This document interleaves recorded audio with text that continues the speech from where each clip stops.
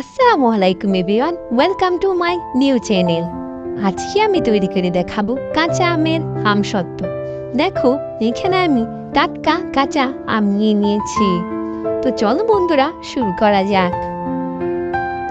এখানে আমি আমের খোসাগুলো ছাড়িয়ে নিলাম।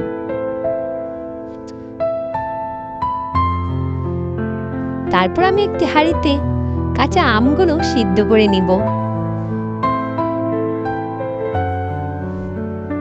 এই তো আমার কাঁচা আম সিদ্ধ হয়ে গেছে।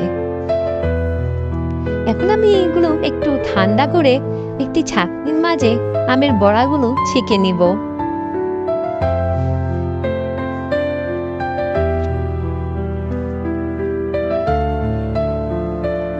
আমার আম ছাঁকা হয়ে গেছে এবং এতে আমি এখন অল্প একটু লবণ এবং অল্প একটু মরিচের গুঁড়া অ্যাড করব।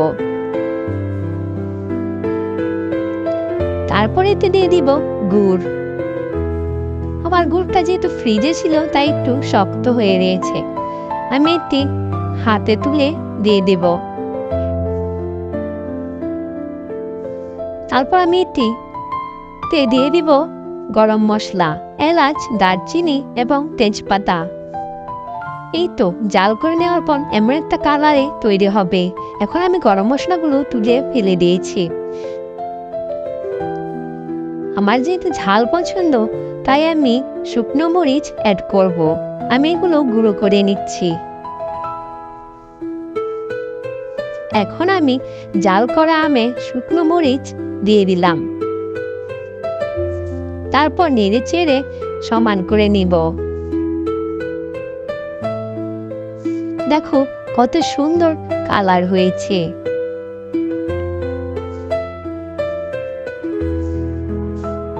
তারপর আমি একটি সমান থালা নিয়ে নিব। এতে আমি অল্প একটু তেল দিয়ে দেব।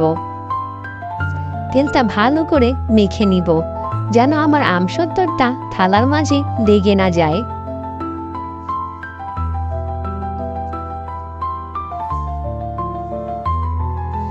এখন আমি জাল করা আমটা থালার মাঝে ঢেলে দিব।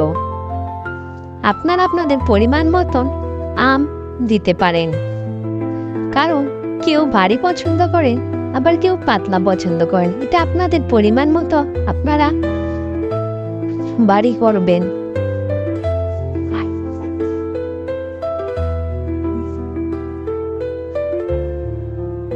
এই তো আমার সমান করা হয়ে গেছে।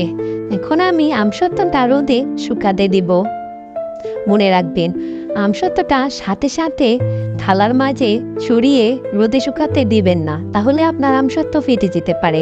আপনি অবশ্যই আগের দিন রাত্রিবেলা এটি ছড়িয়ে ফ্যানের নিচে রেখে দিবেন এবং পরদিন সকালে রোদে শুকাতে দিবেন।